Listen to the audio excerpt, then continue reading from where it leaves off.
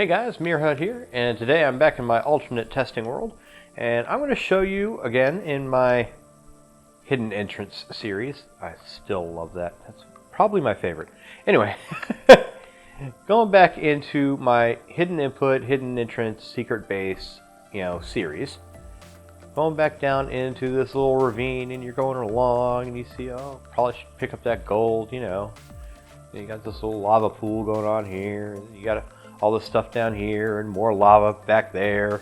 But I started to think, what if you could use the lava for something? What if you could use the lava as a hidden input? You come in, and again, just shut your door, and then go back into your door. Now, the little key to this is that, an arrow takes 60 seconds to despawn unless you go through and pick it up. So I'm going to jump in this lava and pick that arrow up real fast.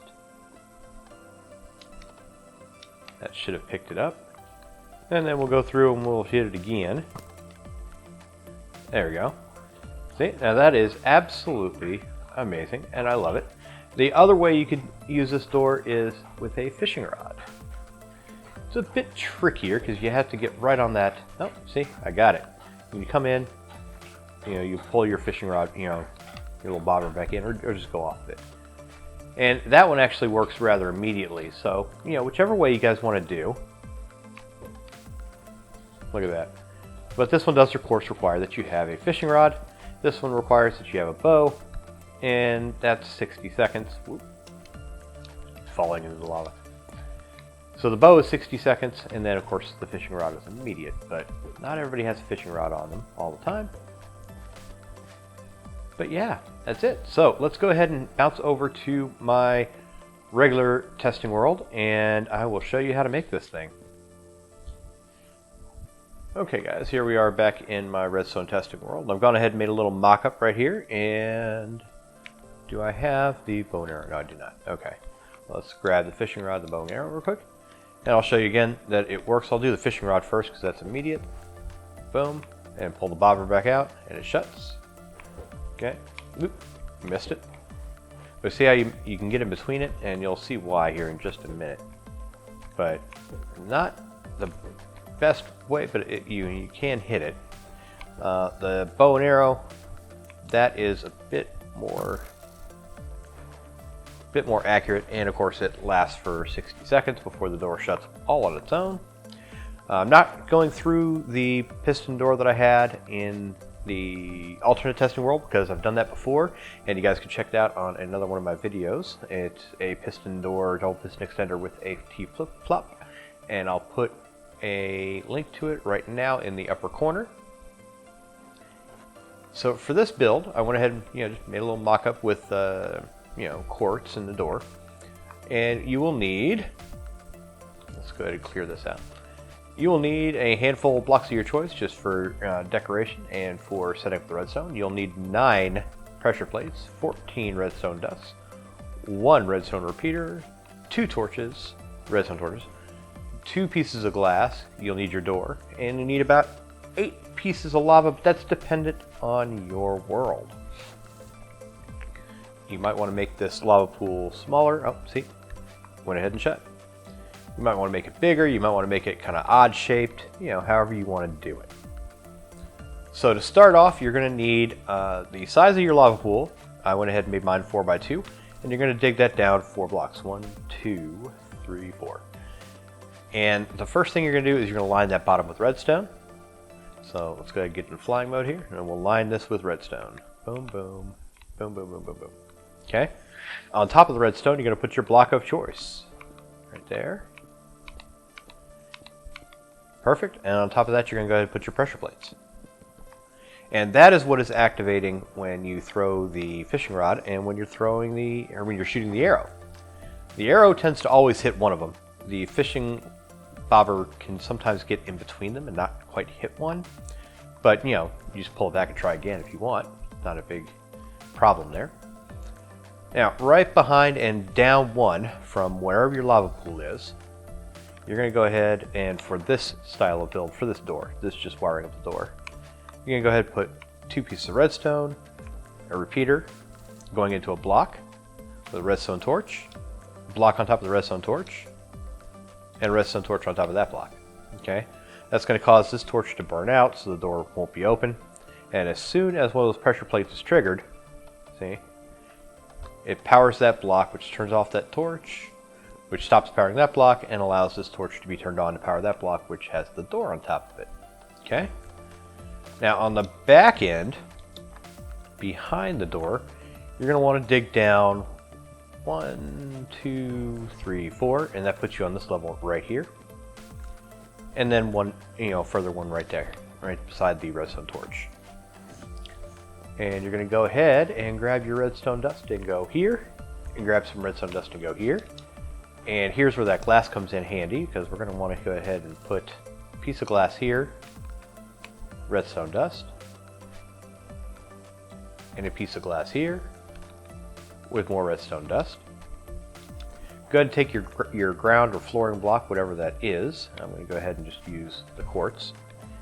And you're going to put that last pressure plate right there. So if you step on that pressure plate, it'll open the door. We're going to close that up just a little bit. Now make sure that you have this closed off right here. And then again, I'm going to go ahead and grab the grass blocks because that's just what my floor is. Right here. That way all the lava that you're about to put down is contained. And go ahead and throw down your lava. And then we'll throw down the lava on the other side. And we will contain the floor. And that is it, guys. Let me go ahead and clear this, and we'll grab, there we go. We'll go ahead and use the fishing rod first, because that pulls back immediate. It's actually my preferred method, because you can go ahead and, leave that in there, cross in, and then either pull back the bobber or just switch off it and the door shuts. But you don't always have that, so you can always use the bow, which by the time you're making this in your world, you'll have a bow that you have on you at all times. But again, that's 60 seconds for that arrow to disappear. And that's it, guys. I'll give you a little tip on how to go ahead and make the oblong shapes, okay? So you grab your lava bucket, and I'm going to grab some blocks. There we go. So depending on how you're going to make this, you might want to make it be a bit more of a weird shape. So let's say we went here, here, here, and then you kind of wanted it to be, I don't know, let's do that. That look good? Perfect. Now, what you will have to keep in mind, now of course you'll put all that redstone underneath it. It'll be the same way, redstone dust with a block on top of it, with a pressure plate on top of that. But if you do not have an even edge, and what I mean by that is this block right here, okay? If you don't have that right, what you're going to do, I will show you.